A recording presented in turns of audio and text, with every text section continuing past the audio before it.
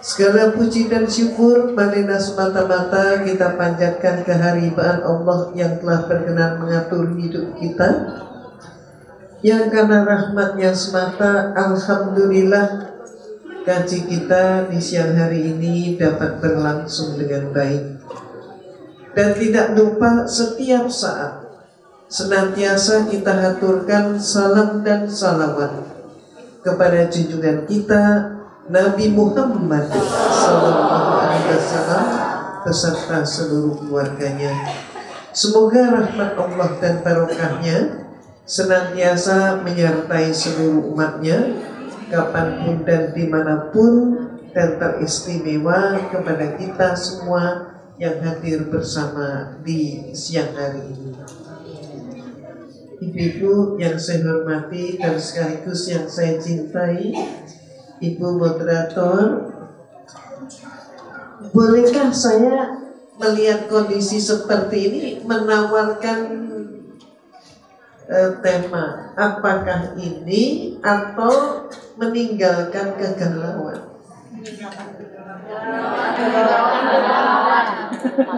Oke, meninggalkan kegalauan katanya. Boleh ya? Oke.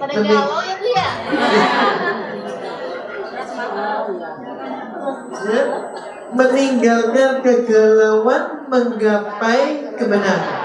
Setuju? Setuju. Oke. Alhamdulillah, ibu-ibu sayang, saya ini kalau tadi beliau sudah sebutkan adalah seorang mantan apa? Mantan biarawati, alias ada juga yang menyebut saya mantan kafir. Terhadap ucapan seperti itu saya mengatakan alhamdulillah. Sebab apa? Kafirnya itu mantan. Tapi kalau disebut sebaliknya mantan Islam, na'udzubillah. Karena yang bersangkutan bukan mendapatkan hidayah Allah, tapi sebaliknya mendapatkan laknat Allah. Nah, kita ini adalah khairu ummah, sebaik-baiknya umat. Allah memilih kita di antara sekian banyak umat manusia, kita masuk golongan khairu ummah. Apa sih hebat diri kita kok sampai masuk dalam golongan khairu ummah? Kita oleh Allah diberi beberapa hak dan kewajiban. Apa kewajiban kita? Antara lain kewajiban kita itu kita bisa lihat di dalam surat At-Tahrim. Di seluruh dunia ini Islam, kalau disebut Islam itu ya sama, Islam yang satu, yaitu Islam yang rahmatan lil alamin. Artinya apa? Islam untuk seluruh alam semesta. Islam yang satu ini adalah Islam yang hak, yang mutlak benar, tidak ada keraguan padanya. Dan Islam yang mutlak benar, Islam yang hak, Islam untuk seluruh alam semesta ternyata merupakan ajaran yang universal. Coba ibu-ibu dan bapak-bapak mengingat kembali ketika kita berada di Masjidil Haram untuk haji maupun untuk umroh. Ketika kita sholat kita seluruh dunia sama. Bahasa percakapan berbeda, tetapi bahasa kepada Allah sama. Ketika kita tawaf kita tidak mengenal orang lain, apalagi yang tidak sebangsa dengan kita, tapi ternyata doanya sama. Betul?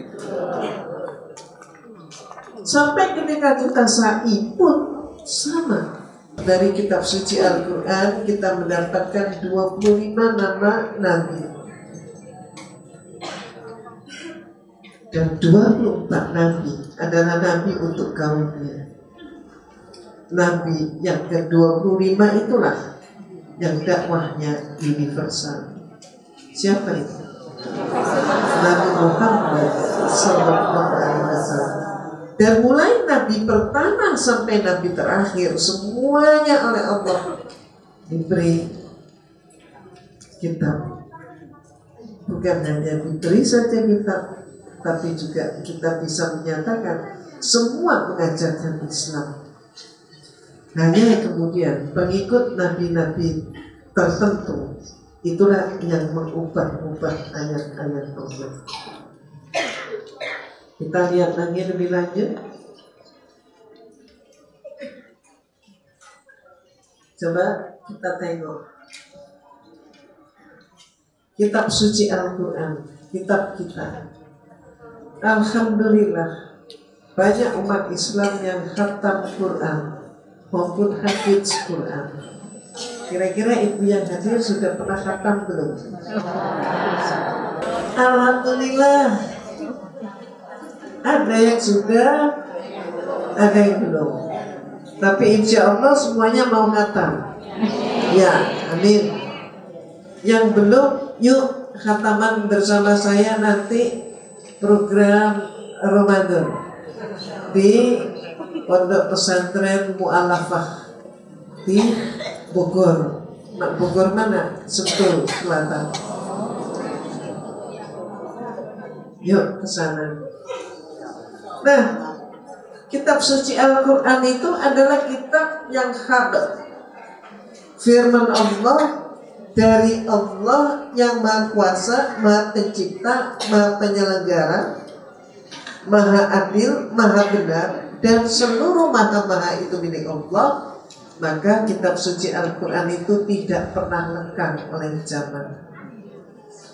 Dari sejak saat diturunkan sampai hari ini, bahkan sampai yaumil akhir, kitab suci Al-Quran tidak pernah berubah.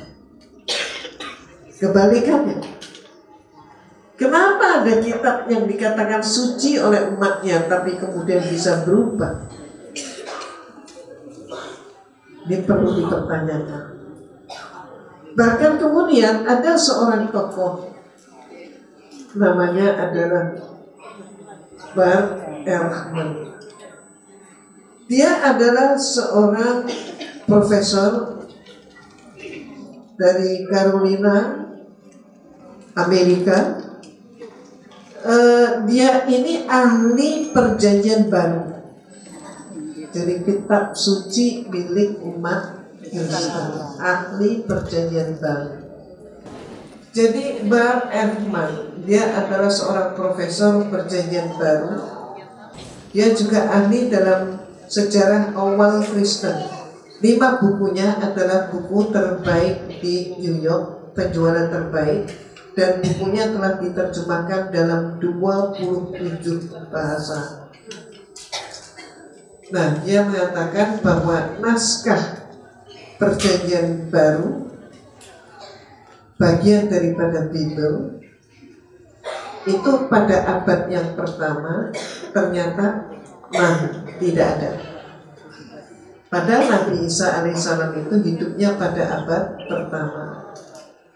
Ternyata pada periode berikutnya juga tidak ada. Misalnya pada abad kedua tidak ada. Terus kemudian pada tahun 150 ditemukan satu keping naskah ini. Nah, ini dipegang oleh dia. Realnya kurang lebih naskah itu sebesar KTP. Cuman segitu. Dan itu adalah potongan daripada Injil Yohanes. Hanya itu yang dimiliki. Abad kedua pun ini warna kok tidak ada, hilang. Abad kedua pun tidak ada. Abad ketiga pun tidak ada. Dan kemudian abad yang seterusnya pun tidak ada. Yang ada bagaimana? Yang ada pada saat itu adalah sistem copy to copy. Jadi abad kedua, 3, 4, 5, 6, 7, 8 pun tidak ada. Tapi kenyataan setelah abad ke-8 itu banyak sekali penulisan naskah. Dari mana naskah ini ditulis? Ternyata dari sistem copy to copy. Apa maksudnya copy to copy? Pada saat itu masih belum ada mesin fax, belum ada komputer, belum ada fotokopi. Scanner apalagi nggak ada. Jadi bagaimana? Pada saat itu namanya kopi itu dilakukan dengan cara ditulis tangan. Ditulis tangan, kemudian penulisnya ini menambahkan pikiran. Maka yang semula selembar KTP itu kemudian menjadi sampai panjang, katakanlah 1 folio oleh penulis atau oleh pengkopi kedua, penulis kedua. Penulis kedua ini kemudian dikopi lagi oleh berikutnya, menjadilah sampai katakanlah 5 lembar folio. 5 lembar folio dikopi kembali sampai akhirnya menjadi 1 buku. 1 buku dikopi kembali menjadi 5 buku. 5 buku dikopi kembali menjadi 50 buku. 50 buku dikopi kembali maka menjadi sampai 500 buku. 500 buku dikopi kembali, maka kemudian apa yang terjadi? Yang terjadi adalah kemudian sampai banyak perpustakaan, ratusan, ribuan bahkan buku. Sumbernya dari mana? Sumbernya ternyata hanya dari sekeping tadi. Bandingkan dengan kitab suci Al-Quran. Ketika Allah berfirman, penyampai firman adalah malaikat Jibril, kemudian Rasulullah SAW secara berurutan, berturut-turut secara kontinu, malaikat Jibril menyampaikan, mengulangi, dan kemudian oleh Rasulullah pun disampaikan kepada para sahabat berulang-ulang. Bahkan kemudian setelah Rasulullah meninggal dunia, maka kemudian dicatat. Ini. Sehingga akibatnya apa? Akibatnya karena tradisi hafalan yang kita kenal saat ini adalah tradisi untuk menghatamkan Al-Quran. Akibatnya apa? Sepanjang masih ada umat Islam yang khatam, maka apapun perubahan pasti diketahui. Apalagi sudah ada pencatatan. Tapi mereka ya seperti ini, copy to copy. Nah, berikut lagi, kemudian Profesor Ekman ini memberikan pengantar bahwa demikian pula tentang masalah ketuhanan. Apa maksudnya? Kita lihat konsep Tuhan. Tadi moderator kita, Ibu Dokter ini juga menyatakan tentang konsep yang saya kenal melalui surat Al-Ikhlas, yaitu konsep tauhid. Sementara di dalam agama yang saat itu saya anut, Katolik, itu mengatakan Tuhan itu Trinitas atau Tritunggal. Kalau ibu-ibu, bapak-bapak pengen tahu, misalnya orang Katolik terutama, kalau mau doa, nah itu ya. Ini dahinya, ini gitu ya, terus dada, pundak, kiri, pundak, kanan. Atas nama Tuhan Bapa, Tuhan Putra, Tuhan Roh Kudus. Amin. Mereka tidak mampu menjelaskan hal ini, tapi mereka ingin menjelaskan, sehingga karenanya mereka umpamakan Tuhan itu 3 dalam 1, 1 sama dengan 3. Gak bisa dinalar. Sehingga mereka mencoba untuk membuat penjabaran dengan segitiga. Hal itu juga pernah membuat saya berdiskusi panjang dengan dosen saya. Karena dosen saya menyatakan Tuhan itu Trinitas, saya katakan saya belum paham. Maka dia maju ke papan tulis, saat itu masih blackboard. Pakai kapur.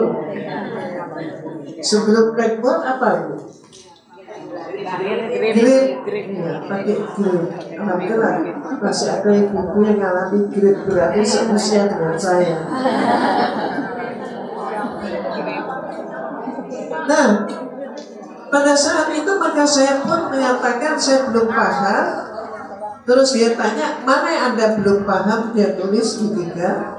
Saya katakan kemudian, kalau demikian suatu saat nanti Tuhan itu bisa saja 4 pribadi, bahkan bisa 5 pribadi, 6 pribadi, 7 pribadi. Apa jawab dosen saya? Nggak bisa. Saya bilang bisa saja. Saya maju ke papan tulis, saya gambar segi 4 sama sisi. Berarti apa? Tuhannya 1 tapi pribadinya 4. Tuhan 4 tapi dalam 1. Nah, bingung lagi. Apa jawab dosen saya? Oh, nggak boleh. Loh, tadi nggak bisa, sekarang nggak boleh. Terus saya tanya, kenapa nggak boleh? Jawabnya, ini dogma. Apa dogma? Dogma adalah hasil konsensus para pemimpin gereja, hasil putusan pemimpin gereja. Hukumnya apa? Wajib dipercaya. Jadi saya tanya, nah kalau saya nggak yakin, kalau saya nggak ngerti, nggak percaya gimana? Anda percaya atau tidak, terima saja, telan saja, jangan ditanya.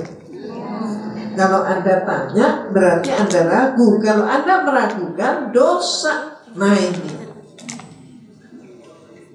Ya sampai hari ini berarti mereka itu berpangkal dari apa? Dogma. Nah termasuk ketuhanan, ternyata apa? Ketuhanan nggak ada. Dalilnya dari kitab mereka nggak ada. Bahwa Tuhan itu Trinitas nggak ada dalilnya. Nah, oke, berikutnya. Setelah membuat gambar segitiga tadi, karena banyak terbantah, macam-macam saya sanggahnya. Bahkan dengan perumpamaan, ada yang mengatakan, pastor atau pendeta mengatakan Tuhan itu seumpama telur. Telur itu ada yang putih, ada kulitnya, ada putihnya, ada kuningnya. Terus kemudian saya bilang, oh ya saya ingat dulu, saya pernah menjelang untuk memperingati Paskah, suster memberi telur itu sampai 2 kuintal, dan kami semua ikut sibuk untuk mewarnai telur itu. Tapi setelah telur itu kemudian dibagikan, dihitung lagi, loh kemana ini? Kok kurang ini telurnya? Ditimbang lagi nggak sampai 1 kuintal, 195 kilo. Loh terus 5 kilo telur itu mana itu? Ternyata apa Bu? Telurnya susut.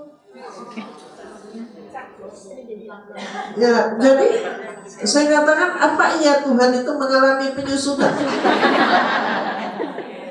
Atau ada yang busuk? Apa iya Tuhan itu mengalami pembusukan? Nggak cocok lagi. Sehingga kemudian mereka pun membuat gambar-gambar, simbol-simbol. Dan kita sebaliknya, umat Islam nggak boleh, dilarang menggambarkan Allah maupun kekuasaannya. Nah, ini mereka sebenarnya gambar Tuhan Bapa, maka digambar laki-laki. Bapak itu kan laki-laki.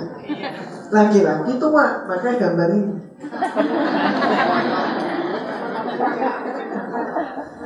Tuhan putra, putra kan laki-laki, tapi muda kan gambar. Satu lagi Tuhan Roh Kudus. Loh kok digambar burung merpati putih? Bisa nggak roh? Roh itu ada nggak? Ada. Bisa digambar nggak? Lah ini mereka gambar pakai burung merpati putih. Dan seringkali mereka itu terjebak di dalam pemikiran karena seperti ini. Udara ada nggak? Ada. Bisa gambar udara? Nggak bisa.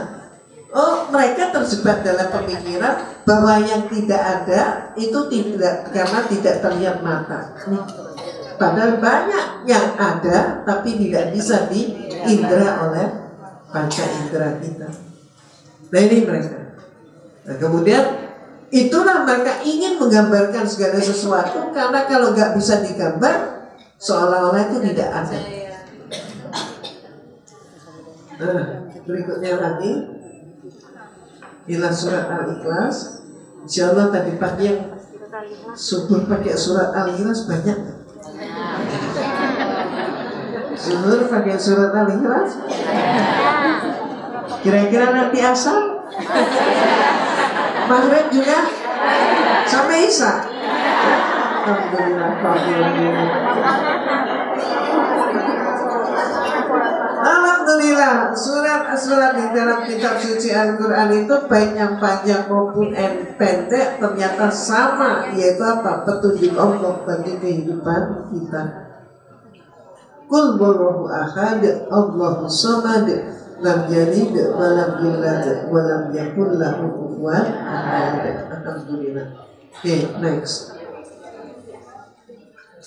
Ternyata ini Bapak, kepercayaan tentang Allah yang terdiri dari beberapa pribadi dirangkum menjadi Tritunggal itu adalah kepercayaan yang telah keluar dari konsep Allah yang Esa.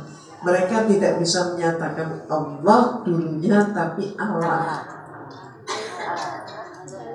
Ini bukunya. Jadi dimuat di sini.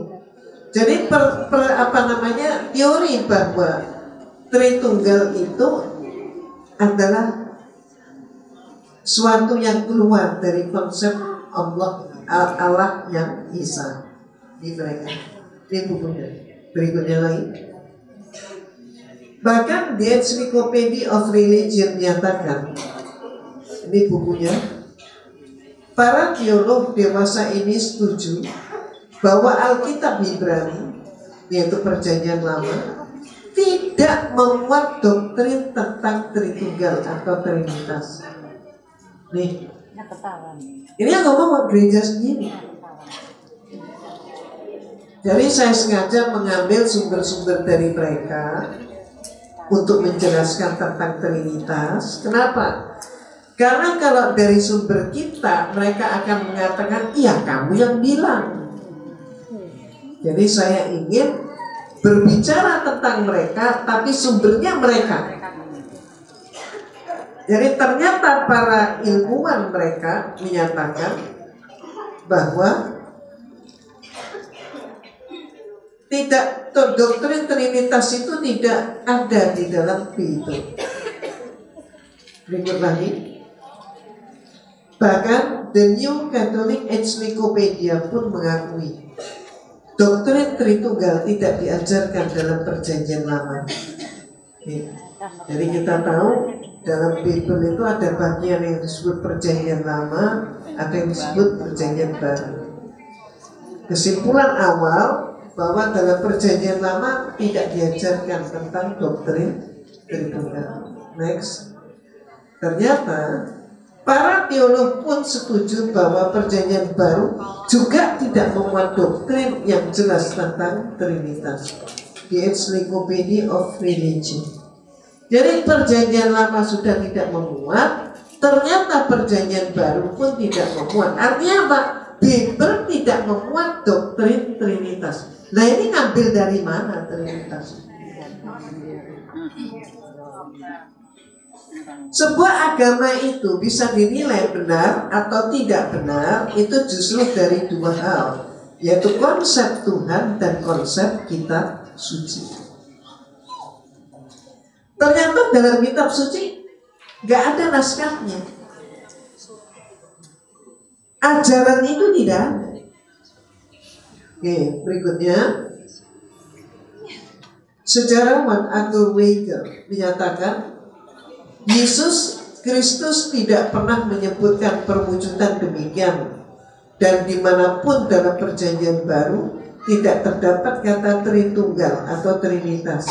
Gagasan Perjanjian baru diterima oleh gereja 300 tahun setelah kematian Tuhan kita. Nah, jadi awalnya disebut Tuhan. Apa maksudnya? Maksudnya sampai dengan sebelum tahun 325 Masehi, orang-orang Romawi itu masih paganisme sinkretisme paganisme. Artinya mereka ini menganggap bahwa suatu benda itu mempunyai kekuatan magic, sekaligus mereka pun beranggapan Tuhan itu banyak. Tuhan mereka adalah dewa-dewi.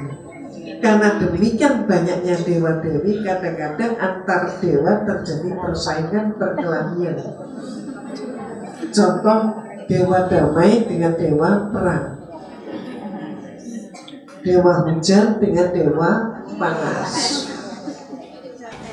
Kemudian dewi-dewi pun saking banyaknya dewa Tuhan perempuan ini, akibatnya apa? Akibatnya antar Tuhan perempuan, dewi-dewi seringkali berkelahi. Kenapa? Memperebutkan dewa tampan.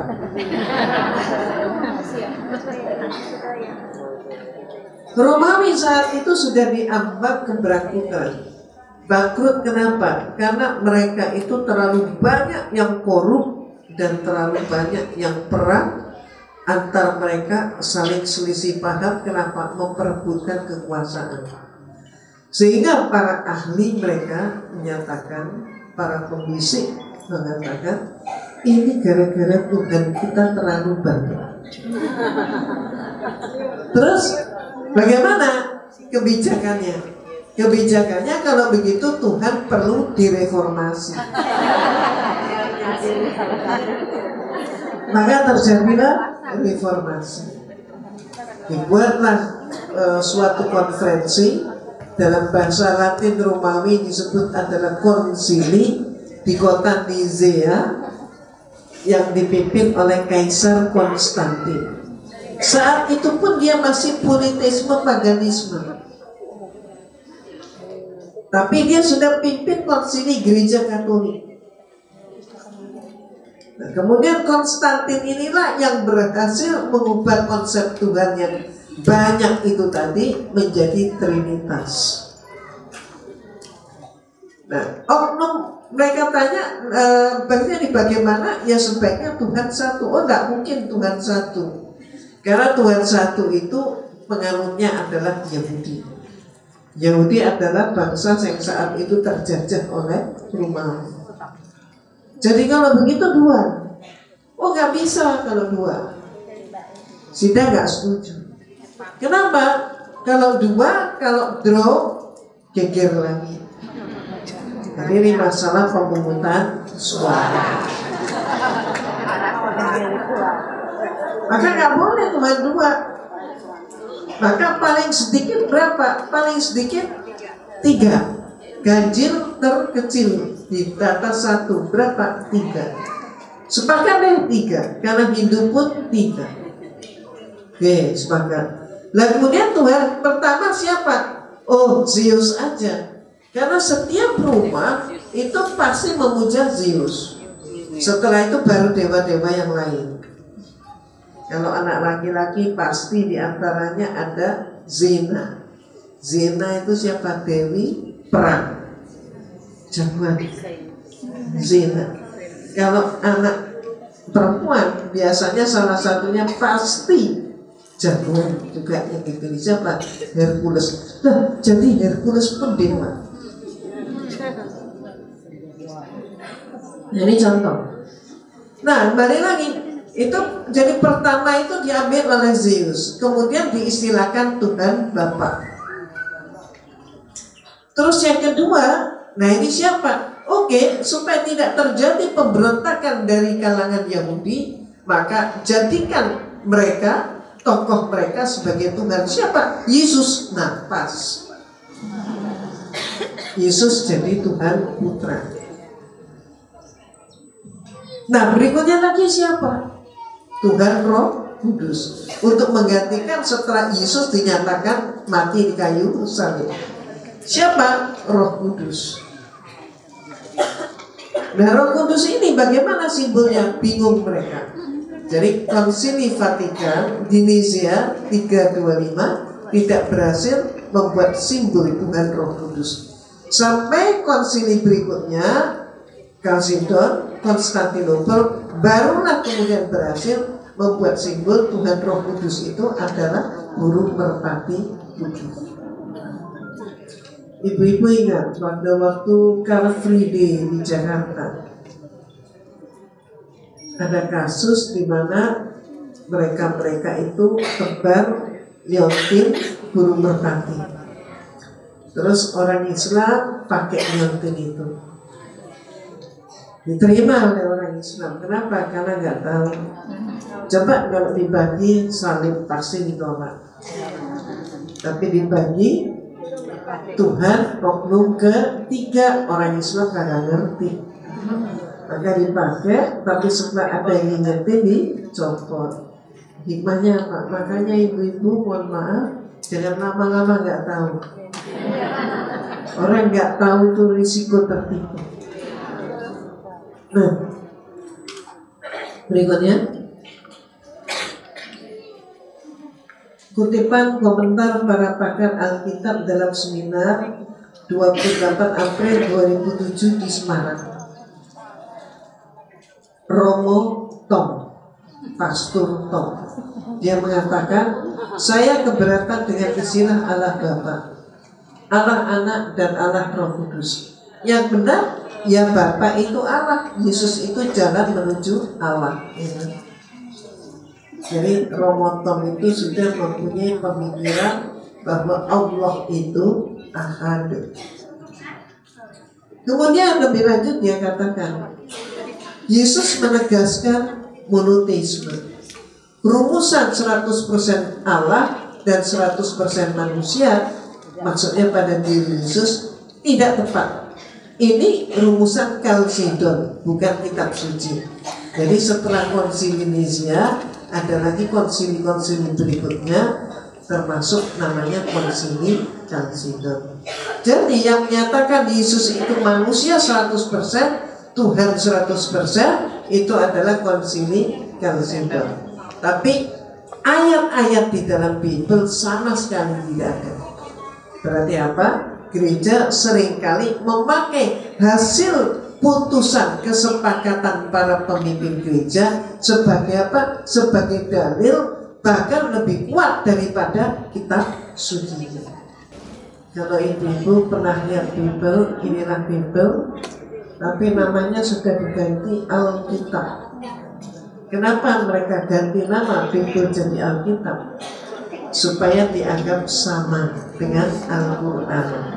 Karena salah satu nama daripada kitab suci Al-Quran adalah Alkitab. Padahal sama enggak? Enggak sama. Ini ketika dicetak di Malaysia, Bible diganti istilah Alkitab, dan kemudian Tuhan diganti dengan Allah. Umat Islam di Malaysia protes, demo, karena istilah Allah itu hanya istilah umat Islam. Tapi di Indonesia sudah berhasil mereka. Berikut lagi, yang disebut perjanjian baru itu ini, yaitu cerita sejak penciptaan alam semesta sampai berita tentang lahirnya Yesus. Itu di perjanjian lama. Perjanjian baru itu memuat berita tentang lahirnya Yesus sampai kiamat. Hari ini kan belum kiamat. Kenapa kok sampai kiamat? Inilah peluang untuk mengganti-ganti ayat, karena belum kiamat. Berikutnya lagi, ini dalam perjanjian lama. Ada total 39 kitab. Yang disebut Taurat itu ini, yang huruf merah. 5 kitab awal, Kejadian, Keluaran, Imamat, Bilangan, Ulangan. Berarti apa? Bukan Taurat yang asli firman Allah kepada Nabi Musa, tapi Taurat yang sudah diubah-ubah oleh mereka. Kembali lagi kopi itu kopi. Ini yang terjadi. Berikutnya, kalau disebut perjanjian baru, tipis. Nah, di dalam perjanjian baru yang 27 kitab, yang disebut Injil itu yang mana? Yang disebut Injil ini Matius, Markus, Lukas, Yohanes. Berarti 4 kitab. Injil karangannya orang yang namanya Matius. Injil pengarang yang namanya Markus. Injil yang dikarang oleh Lukas dan Injil yang dikarang oleh Yohanes. Coba ibu bapak silakan cari nama pengarang kitab suci Al-Quran siapa? Gak ada di situ nama pengarangnya. Kenapa? Karena kitab suci Al-Quran itu adalah wahyu Allah. Jadi gak ada nama pengarangnya. Beda sama mereka. Sehingga kalau ibu-ibu ingin tahu, bapak ingin tahu di mana, apakah masih ada Injil yang asli? Ada. Di mana? Al-Quran. Firman Allah kepada Nabi Isa. Itulah Injil yang asli. Jangan cari yang di tangan mereka. Itu ketemunya nanti Injil karangan ini. Kalau ibu bapak ingin tahu apakah masih ada Taurat yang asli, ada. Di mana? Bacalah ayat-ayat Allah di dalam kitab suci Al-Quran tentang Nabi Musa. Itu Taurat yang asli. Jangan cari di tangan mereka. Taurat sudah gak dipakai lagi. Yang dipakai oleh kaum Yahudi adalah Talmud. Contoh. Terus kalau mau tahu tentang Zabur, firman Allah kepada Nabi Daud, bukalah Al-Quran, ayat-ayat Allah tentang Nabi Daud. Jangan buka Bible. Kalau di dalam Bible, Zabur itu namanya Mazmur. Tapi kalau dibuka Mazmur itu, mohon maaf, banyak sekali ayat pornonya. Kenapa? Ya sudah mereka ubah-ubah. Jadi kalau mau yang asli, bacalah kitab suci. Mama, ini nanti kalau ibu-ibu, bapak-bapak ada yang mau tahu lebih jauh lagi, silakan. Kan kita ini semua kan punya HP kan, punya Android juga kan. Nah itu silakan install program Bible digital. Nanti kemudian masuklah di dalam salah satu suratnya Paulus. Misalnya apa? Surat Roma. Surat Roma nanti pada tulisan awal sekali, yang paling awal, di situ disebutkan surat Paulus kepada umat di Roma. Loh, suratnya Paulus kepada umat di Roma. Jadi bukan firman Allah, tapi suratnya Paulus. Loh kok masuk kitab suci? Ini aneh tapi nyata. Coba silakan bandingkan dengan Al-Quran. Inilah supaya kita nih selaku khairul ummah itu selalu bersyukur. Alhamdulillah oleh Allah kita ini diberi nikmat iman dan nikmat Islam. Inilah hidayah Allah yang tidak bisa tertukar oleh apapun. Tapi kalau kita nggak ngerti, maka terjadilah di situ kegalauan. Berikut lagi. Demikian pula tentang konsep dosa asal.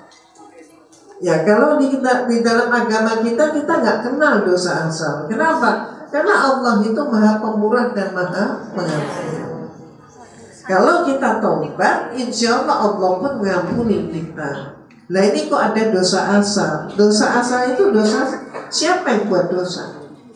Ini dosa asal atau dosa waris. Itu adalah dosa yang diperbuat oleh Nabi Adam dan Siti Hawa. Awalnya dari Siti Hawa. Kemudian dosa itu sampai menyebar seluruh dunia sampai saat ini masih warisannya itu warisan dosa. Kalau dalam bagi kita Allah itu Maha Pengampun. Tapi kalau bagi mereka Allah itu tetap membebani dengan dosa warisan. Bisa hilang dosa warisan kalau dibaptis. Itulah alasan mereka untuk membaptis. Oke, next. Dan mereka pun senang sekali membuat gambar-gambar. Ini termasuk adalah gambarnya yang atas ini adalah Tuhan Bapa. Kemudian ini adalah gambarnya Adam. Jadi mereka ini terhadap nabi-nabi pun hanya menyebut namanya langsung. Gak ada misalnya mereka menyebut Nabi Adam alaihi salam, gak ada. Adam gitu aja. Ini mereka gambarkan seperti ini. Berikutnya lagi. Nah ini siapa ini? Nah ini dikatakan tentang Nabi Adam dan Siti Hawa. Digambarkan kayak begini. Nah, kemudian berikutnya lagi. Nah ini siapa ini? Ini Hawa, ini Adam. Jadi katanya ini Hawa diperdaya, dihasut oleh setan yang berbentuk ular. Maka kemudian dia tertipu oleh ular, setan, dia menjadi berkolusi dengan setan. Membujuk siapa? Menipu, memperdaya suaminya. Jadi Adam itu diperdaya oleh Hawa. Akibatnya apa? Adam pun terperdaya. Maka kemudian Tuhan ketika memanggil Adam, di manakah engkau? Ini katanya Bible ya, bukan kata saya. Adam, di manakah engkau? Gak ada suara. Diulangi lagi, Adam, di mana engkau? Gak ada suara lagi. Adam, di mana engkau? Gitu kan?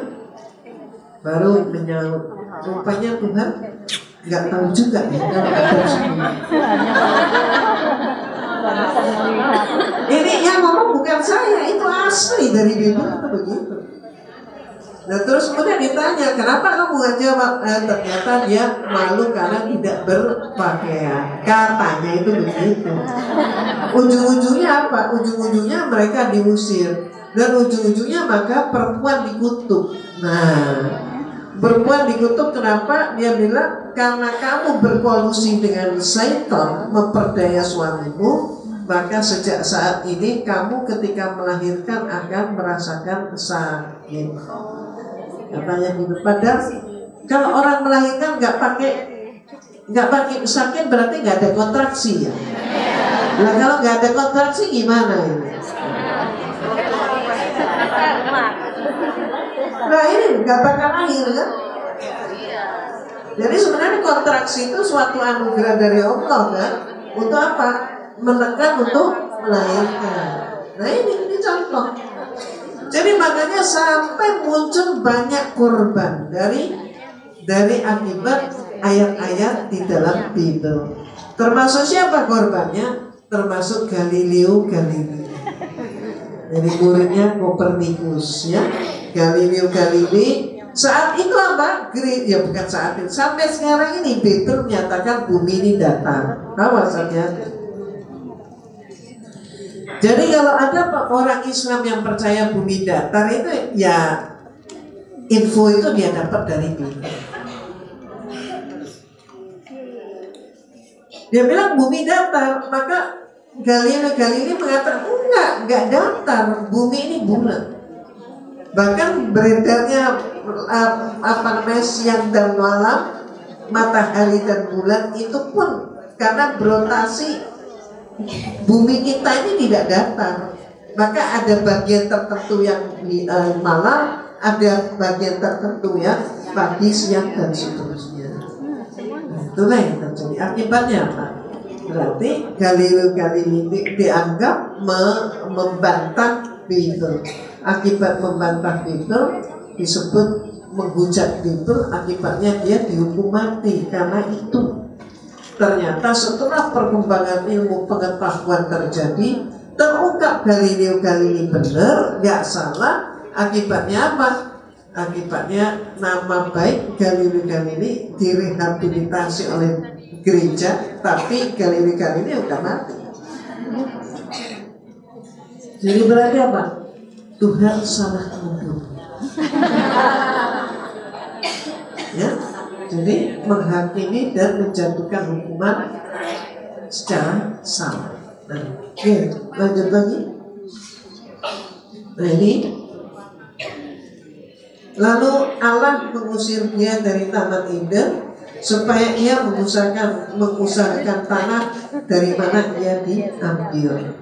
Jadi dunia ini menurut konsep Bible dinyatakan sebagai tempat pembuangan bagi Adam dan Eva, sehingga akibatnya anak-anaknya pun hidup di bumi.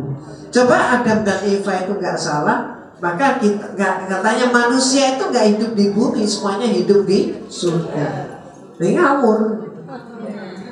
Kenapa ngawur? Karena di dalam Islam dinyatakan memang Allah itu menciptakan manusia sebagai khalifah fil ardh, jadi sebagai pengelola bumi. Jadi manusia itu dalam Islam memang diciptakan oleh Allah untuk menjadi makhluk bumi. Jadi bumi ini bukan tempat buangan gitu kan, tapi justru tempat untuk mencari bekal akhirat kita. Nah ini beda banget. Oke, berikutnya. Ini mohon maaf termasuk kontradiksi ayat-ayat itu. Saya pengen deh dalam kesempatan ini ada yang membacakan. Cara bacanya di Hizkiel pasal 18 ayat 20 sampai 21.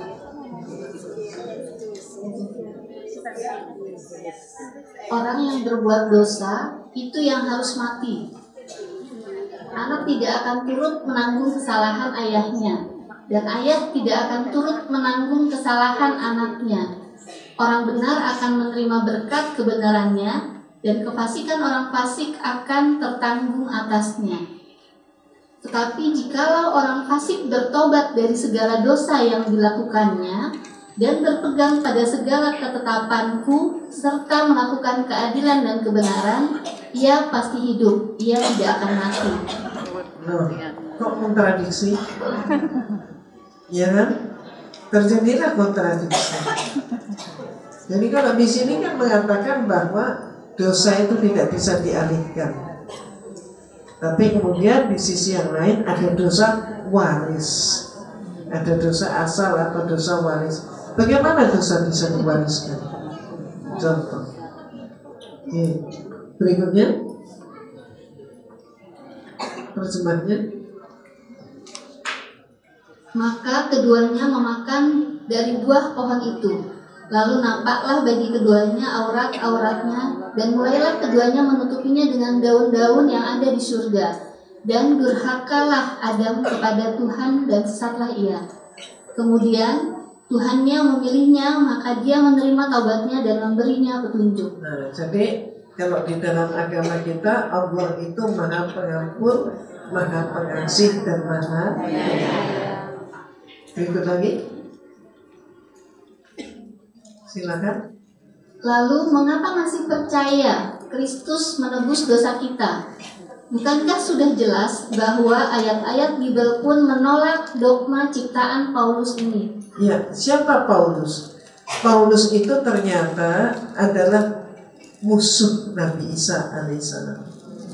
Dia sangat memusuhi, tapi oleh umat Kristen justru Paulus ini oleh gereja dijadikan Rasul Paulus.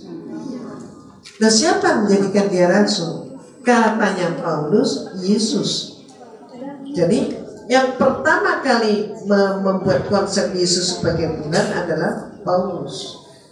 Maka kemudian siapa yang menyaksikan bahwa Yesus saat itu berjumpa dengan dia? Tidak ada saksi. Jadi itulah Paulus. Beda usia dengan Nabi Isa 1,5 tahun, tapi sangat memusuhi Nabi Isa alaihissalam. Dia tidak pernah satu jam pun menjadi murid Nabi Isa, tapi dia menyampaikan atau menjadi penerus ajaran Nabi Isa. Itulah Paulus yang mendirikan gereja di seluruh dunia ini. Artinya apa? Artinya Nabi Isa alaihissalam tidak pernah mendirikan gereja, dan Nabi Isa tidak pernah membaptis. Yang dilakukan oleh Nabi Isa apa? Yang dilakukan oleh Nabi Isa adalah mengajari muridnya untuk bersyahadat. Dan Nabi Isa mengajarkan muridnya untuk mendirikan sholat. Bukan mendirikan gereja, tapi mendirikan sholat. Dan itu pun ada di dalam Bible. Berikut lagi. Larangan tentang menggambar makhluk bernyawa di dalam Islam.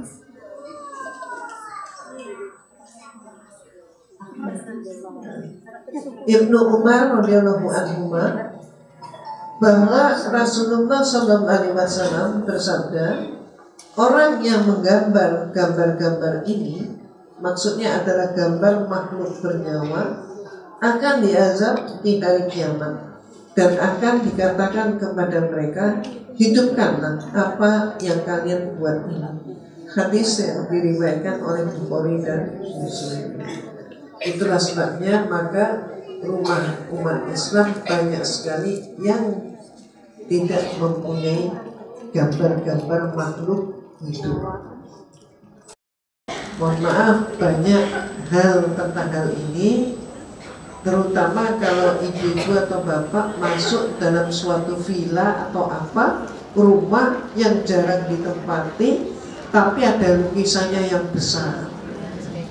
Biasanya kemudian ada nuansa yang berbeda. Makanya menggambar-gambarkan makhluk, apalagi membuat patung-patung itu tidak dibenarkan. Tapi gereja, terutama gereja Katolik, paling senang dengan gambar-gambar dan patung-patung. Berikutnya, dan Abdullah bin Mas'ud radhiyallahu anhu, beliau berkata, aku mendengar Rasulullah SAW bersabda, orang yang paling keras azabnya di hari kiamat di sisi Allah adalah tukang gambar, termasuk tukang pahat patung. Awas, hati-hati. Tapi kalau patungnya yang bentuk Doraemon, ya nggak apa-apa. Karena itu kan tidak menyerupai, tidak serupa. Tapi hati-hati dengan patungnya serupa yang mirip. Berikutnya, surat Al-Baqarah ayat 152. Saya langsung terjemahnya aja. Karena itu ingatlah kamu kepadaku, niscaya aku ingat pula kepadamu, dan bersyukurlah kepadaku, dan janganlah kamu mengingkari nikmatku. Nikmat iman dan nikmat Islam itu segala-galanya. Jangan dianggap, ya kalau aku mau, ya aku sholat. Tapi kalau aku nggak mau, aku nggak sholat. Jangan begitu. Baru-baru ini ada beredar suatu video yang terjadi, tapi itu di Palestina. Adalah seorang pemuda yang gagah diajak oleh temannya untuk ke masjid. Dia tolak. Kemudian akhirnya ditarik, mau juga dia ke masjid. Setelah sampai di masjid, diajak masuk, dia nolak. Maka kemudian ditarik lagi, akhirnya dia ambil air wudhu, dia masuk ke masjid. Setelah kemudian harus melaksanakan sholat, dia pun sholat. Tapi ketika dia rukuk, dia kusuk banget dengan rukuknya, nggak pernah berdiri. Ternyata apa? Ternyata dia meninggal. Nah ini, jadi ibu dan bapak, mohon maaf, tidak semua meninggal itu harus tua. Ternyata untuk urusan meninggal yang muda pun bisa meninggal. Gitu kan? Oke, berikutnya. Nah, ibu-ibu dan bapak-bapak yang dirahmati oleh Allah, kembali bahwa kita adalah khairul ummah. Ini merupakan prerogatif Allah. Allah memilih kita. Dan mari kita syukuri hidayah Allah itu. Tanpa hidayah Allah, kita ini bukan siapa-siapa. Maka mohon maaf, jangan dianggap bahwa hidayah Allah itu kebetulan. Karena ayahku, ibuku, kakekku, nenekku Islam, ya aku Islam. Nah, kalau Allah nggak memberikan, nggak bisa. bahwa faktor turunan itu adalah suatu sarana dari Allah.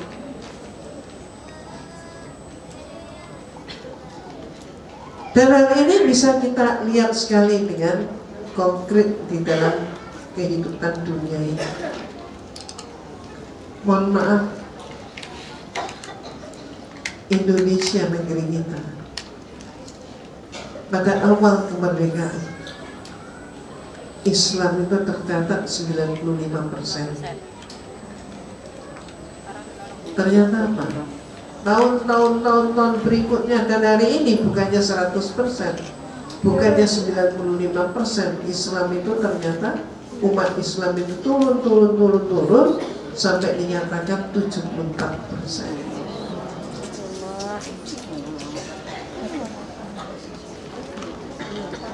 Dan kalau kita seperti ini atau apalagi lebih turun lagi, maka sebutan negeri Muslim terbesar di dunia akan beralih bukan Indonesia, tapi ganti Pakistan. Itu di negeri kita. Ayat Allah tadi, syukurilah nikmat Allah. Tapi karena kita tidak bersyukur, maka mohon maaf, mulai dijatuh. Sementara Barat yang dulunya kafir, contoh Inggris, ada sebuah kota di Inggris namanya London. Saat ini julukan London adalah Londonistan. Kenapa Kak Londonistan? Karena ternyata 4 orang Inggris, 4 orang di London itu salah satunya Islam. Luar biasa. Bahkan ada negara yang dahulunya komunis, contoh Rusia. Rusia itu saat ini 5 orang Rusia salah satunya adalah Islam. Dan Rusia saat ini mempunyai masjid yang termasuk 5 besar di dunia. Jadi di antara 5 masjid di dunia terbesar, termasuk diantaranya adalah di Rusia. Jadi kalau kita ini tidak bersyukur kepada Allah, tidak mensyukuri nikmat iman dan nikmat Islam, tidak mustahil Indonesia ini kemudian akan berubah menjadi negara kafir, sementara negara kafir di Barat bisa berubah menjadi negara Islam. Tapi mohon maaf Ibu dan Bapak, kalau sampai hal itu terjadi, ketika yang Islam ini kemudian berubah menjadi negara kafir, pada saat itulah anak cucu kita yang akan tertindas, terpuruk, terhinakan. Ini pilihan bagi kita. Apakah kita mau berjuang ataukah kita mau menjadi pecundang? Kalau kita mau berjuang, maka sekarang inilah saatnya, belum terlambat. Kalau kita mau hijrah, ya hijrah itu sekarang ini. Kalau sudah 7 tahun yang akan datang, udah gak sempat lagi gitu. Tidak ada kesempatan untuk kita untuk hijrah, kecuali kalau sekarang ini kita lakukan hijrah. Maka Ibu dan Bapak yang dirahmati Allah, keadaan memang sudah sangat mencekam. Bahkan, mohon maaf, tanpa kita sadar, kita pun sudah diskenariokan untuk apa? Dipecah belah. Itulah maka tadi itu topik yang saya tawarkan. Tapi mungkin hari ini kita topik ini dulu. Suatu saat kalau memang Allah mengizinkan, oke, kita pakai topik agenda perpecahan yang sengaja dibuat untuk menghancurkan umat Islam. Itu memang dibuat. Ujung-ujungnya apa sih? Ujung-ujungnya sebenarnya Zionis dengan Amerika plus Inggris sekutunya mempunyai agenda. Agendanya apa? Menguasai dunia ini. Inilah program The New Age. Mereka ingin menguasai dunia, tapi siapa penghambatnya? Penghambatnya adalah Islam. Maka apapun cara mereka pakai untuk menghancurkan Islam, ini yang mereka tempuh. Ibu dan Bapak, semoga kita semua paham dengan agenda ini. Semoga kita pun semua sepakat untuk memulai hijrah dari diri kita sendiri, yaitu dengan cara membuat diri kita ini pantas untuk diteladani anak cucu kita.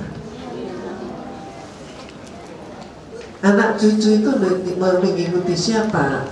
Yang terdekat bagi dia adalah orang tuanya. Jadi jangan ibu dan bapak menyuruh anak sholat kalau kitanya nggak sholat, nggak didengerin. Jangan menuntut anak pintar ngaji kalau kitanya nggak mau ngaji. Jadi pantaskan diri kita untuk diteladani oleh anak cucu kita. Kembali syukuri nikmat iman dan nikmat Islam. Mudah-mudahan bermanfaat.